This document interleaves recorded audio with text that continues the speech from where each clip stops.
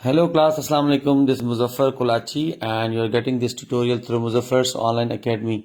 Punctuation को हम लोग डिस्कस कर रहे थे। पंचुएशन में हम लोगों ने फुल स्टॉप को डिस्कस किया था, जिसको हम पीरियड भी कह रहे थे। आज हम लोग कुछ पंचुएशन मार्क्स और पढ़ लेते हैं, जिसमें हम कामा पढ़ेंगे, जिसको इस सिंबल के साथ इंडिकेट किया जाता है।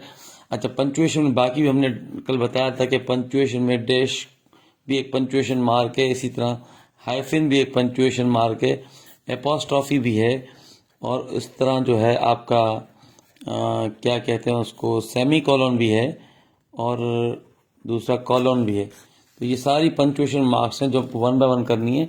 बहरहाल आज हम करते हैं पहले कामा को, उसके बाद फिर दूसरे किसी पंचुएशन मार्क्स को हम देख लेते हैं। अब एक बात कामा को समझने से पहले समझाना ज़रूरी है कि कुछ चीज़ें होती हैं जो कॉम्प्लिकेटेड होती हैं। जैसे फुल स्टॉप है ना, इसमें क्लियरिटी है, इसमें कोई कॉम्प्लिकेशन नहीं है। इसी तरह डैश में कॉम्प्लिकेशन नहीं है, ना हाइफिन में। एपोस्ट्रॉफी में आपको पता है कि ओमिजन हो जाती है किसी लेटर की, एक लेटर कट जाता है। मिसाल तौर पर हम आई विल लिखते हैं तो उसको क्या करते हैं, आइल कर देते हैं, तो लेटर ओमिट हो गया, ये लेटर गायब हो गया। एपोस्ट्रॉफी में इस तरह हो जाता है। सेमी कॉलन में ये भी, सेमी कॉलन में इतनी एब्सर्डिटी नहीं है, या इतना ये एम्बिग्यूअस नहीं है। सेमी कॉलन भी कॉलन की जगह यूज, कामा की जगह यूज होता है, मगर थोड़ा सा उसमें जोर ज्यादा होता है, या दो जुमलों में रिलेशन होता है, वहां पे आप सेमी कॉलन यूज करते हैं। मगर ये मैं जब सेमी कॉलन स्टार्ट करूंगा तब मैं आपको बताऊंगा कि इसका इस्तेमाल क्या होता है। मगर ये जो कामा है जो आज हम डिस्कस करने जा रहे हैं, इसमें थोड़ी कॉम्प्लिकेशन इसलिए होती है। एक तो ये कामा राइटर टू राइटर वेरी करता है। एक राइटर अपनी मर्जी से कामा यूज कर सकता है, दूसरा राइटर अपनी मर्जी से कर सकता है। क्योंकि कामा का बेसिकली मतलब ये होता है कि आपका एक शॉर्ट पाज होता है, आप रुकना चाहते हैं। अब कुछ राइटर्स कहते हैं कि यहाँ पे रुको, कुछ कहते हैं जुमले के बीच में रुको, कुछ कहते हैं बाद में रुको। मगर ये राइटर टू राइटर वेरी तो करता है, चेंज तो होता है, मगर इसमें एक रूल है। कुछ 5, 8, 10 रूल्स ऐसे हैं जो फिक्स्ड है। वो सब राइटर्स जो है उस पर मुत्तफिक हैं, उसमें आप चेंजिंग नहीं कर सकते। तो मैं आज आपको कामा के वो रूल्स बताऊंगा जो फिक्स्ड है, जो चेंज नहीं हो सकते, जिसमें आपको कामा लगानी ही लगानी है। और टेस्ट में अगर वो कामा का यूज देंगे तो वो देंगे जो फिक्स्ड है, ये नहीं देंगे जिसमें आपके पास, राइटर के पास ऑप्शन हो कि वो कामा लगाए या ना लगाए। टाइम डिले किए बगैर कामा को स्टार्ट करते हैं।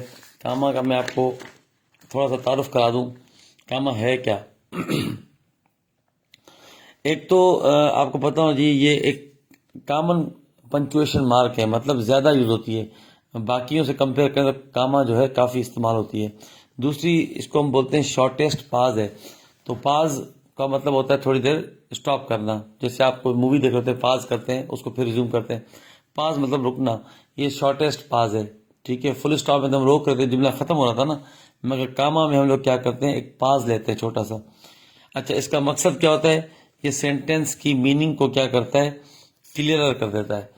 मीनिंग जो है कामा से क्लियर होती है और अंडरस्टैंडेबल हो जाती है। आप भी जब कोई चीज लिखें तो कामा का इफेक्टिव यूज अगर आपको आता है तो आपकी राइटिंग जो है समझने में बड़ी आसानी हो जाएगी। अब कामा के वो रूल्स जो कि चेंज नहीं होते वो हम डिस्कस करते हैं वन बाय वन। टोटल हम 7 रूल्स डिस्कस करेंगे, जिसमें से पहला ये है कि 3 वर्ड्स आ जाएं, ये नोट करना है। 3 वर्ड्स या उससे ज्यादा वर्ड्स आ जाएं सेम पार्ट्स ऑफ स्पीच से, मतलब 3 एडजेक्टिव्स इकट्ठे आ जाएं, 3 एडवर्ब्स इकट्ठे आ जाएं, 3 नाउन इकट्ठे आ जाएं। सेम पार्ट्स ऑफ स्पीच से अगर 3 वर्ड्स इकट्ठे आते हैं तो उनके बीच में कामा आ जाएगी। मिसाल के तौर पर आप ये देख सकते हैं, हम बोलेंगे he was fearless, reliable and intelligent. यहां पे भी कामा का इस्तेमाल हुआ, यहां पे भी कामा का इस्तेमाल हुआ, उसके बाद एंड आया। अब अक्सर लोग क्या करते हैं, fearless comma reliable and intelligent, यहां पे कामा नहीं देंगे। एंड से पहले भी कामा आती है अगर पार्ट्स ऑफ स्पीच में उन तीनों की कैटेगरी सेम है। ठीक है, तो ये पहला रूल है कि टू सेपरेट 3 और more words of the same part of speech. सही है, पहली पॉइंट ये आपको होपफुली समझ आ गई। यहां पे हम इस तरह कर सकते थे, मिसाल 3 एडवर्ब्स यूज कर लें। हम बोल सकते हैं skilfully comma, cleverly comma and intelligently he deceived everybody. ठीक है, तो तीनों जो आप कामा देते हैं, तीनों एडवर्ब्स को अलग अलग कामा देके आप अलग कर सकते हैं। दूसरी बात यह है to mark off words in apposition. अब इसको सिंपल मैं आप करके बताता हूं। ये आपका सब्जेक्ट है ना, ठीक है, अलेक्जेंडर, तो इसके बाद भी कामा और इसके बाद भी कामा, और ये जो बीच का हिस्सा आएगा ना, तो ये इसकी एक्सप्लेनेशन है। अलेक्जेंडर कौन, the son of Philip came to India. सही है, द सन ऑफ फिलिप हमने किसको एक्सप्लेन किया, इस सब्जेक्ट को एक्सप्लेन किया। दूसरा मिसाल देख लें, Islamabad the capital city of Pakistan. जब भी आप किसी सब्जेक्ट को एक्सप्लेन करते हैं तो उससे पहले, मतलब इस सब्जेक्ट के बाद और पूरी एक्सप्लेनेशन, उसके बाद फिर एक और कामा, फिर जो वर्ब लगाएंगे वो इसके मुताबिक यूज हो जाएगा। ठीक है, Islamabad the capital city of Pakistan is a very beautiful city. ठीक है, मैं मिसाल आपको एक और मिसाल देकर समझाता हूं। देखें, अगर हम लिखते हैं आप Muzaffar comma the English teacher comma is not a devil. ठीक है, जुमला चलो फजूल हो गया मगर समझने के लिए ठीक है। Muzaffar comma the English teacher comma is not a devil. अभी द इंग्लिश टीचर में लिखा है ना यहाँ पे पूरा द इंग्लिश, ये क्या किया है हमने, ये हमने मुजफ्फर को एक्सप्लेन किया है। ठीक है, तो इस तरह आप किसी भी चीज को एक्सप्लेन करेंगे तो उसके पहले भी उसके बाद भी कामा इस्तेमाल होगी। ये दूसरा रूल है जो चेंज नहीं होता। तीसरा रूल जो चेंज नहीं होता है वो होता है डायरेक्ट कोटेशन में। ये देख रहे कामा आप, Napoleon said comma fetch me a man who can write well. बस डायरेक्ट कोटेशन, जिसने डायरेक्ट नरेशन और इनडायरेक्ट नरेशन पढ़ा हुआ है उसको पता है कि डायरेक्ट कोटेशन में कामा यहाँ पे आप मिस नहीं कर सकते। जैसे यहाँ देखें, he said comma I am a weak student या आई एम वीक।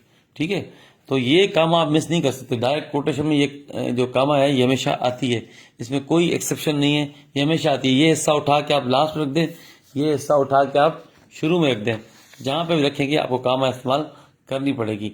दूसरी बात, ये तीसरा रूल था, ये आपका क्लियर हो गया कि डायरेक्ट कोटेशन में हमेशा इस्तेमाल होता है। चौथा रूल क्या है कि एडवर्ब्स जो भी होंगे, एडवर्ब्स या एडवर्बियल फ्रेजेस, उसमें कामा जरूर आती है। जैसे हम बोलते हैं resultantly comma, finally comma, in nutshell comma. ये देखें, फाइनली आई लाइक समवन।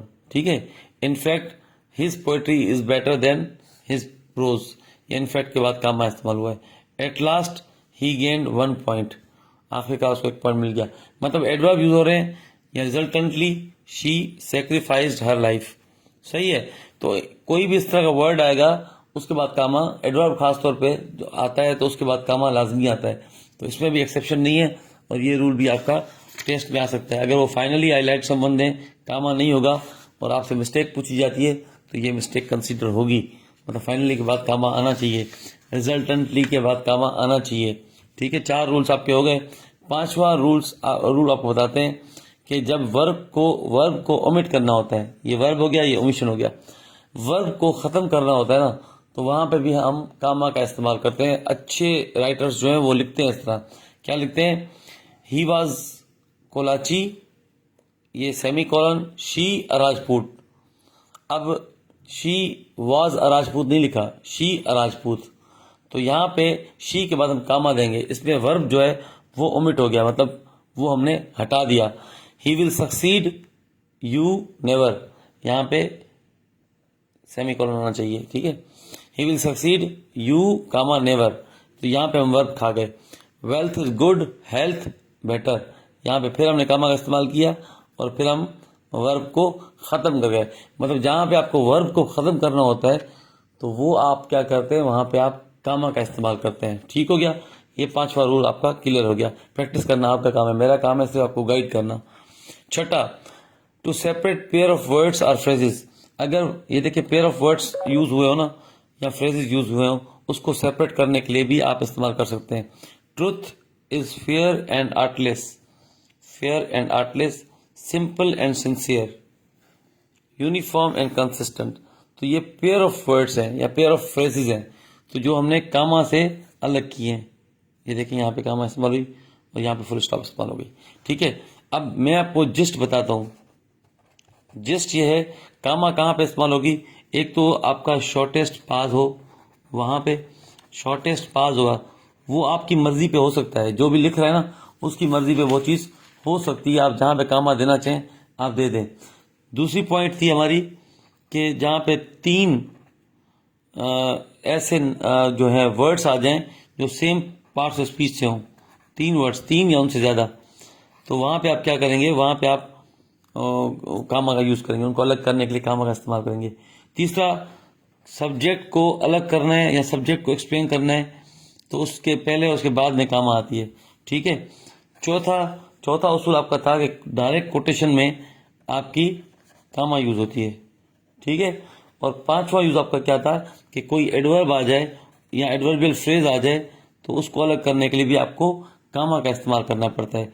और छठा यूज़ आपका क्या था कि वर्ब को ख़त्म करना है, वर्ब को ओमिट करना है, तो वहाँ पे भी आप क्या इस्तेमाल कर सकते हैं, आप वहाँ पे अपना कामा इस्तेमाल कर सकते हैं। 7वां ये था कि जो आप पेयर ऑफ वर्ड्स हों उनको अलग करने के लिए भी आप पेयर ऑफ वर्ड्स या आर फ्रेजेस ये हों तो इनको अलग करने के लिए भी आप कामा का इस्तेमाल कर सकते हैं, ठीक है। जो पंक्चुएशन में समझने की बात है ना, वो एक कामा में थोड़ा सा एक्सप्लेन्ड है, उसके बाद सेमी कॉलन में थोड़ा सा एक्सप्लेन्ड है, बाकी जो डैश है, हाइफन है, फर्स्ट ऑफ है, ये सारे इनका एक एक मकसद होता है, वो एक एक दो पॉइंट्स इनकी हैं, वो आपको याद करनी है, उससे वो चेंज नहीं होता। बाकी कामा और सेमी कॉलन ये थोड़े से डीप है, इनको जरा गौर से सुन लें, बाकी मैं आपको सेकंड पार्ट में भेजता हूँ।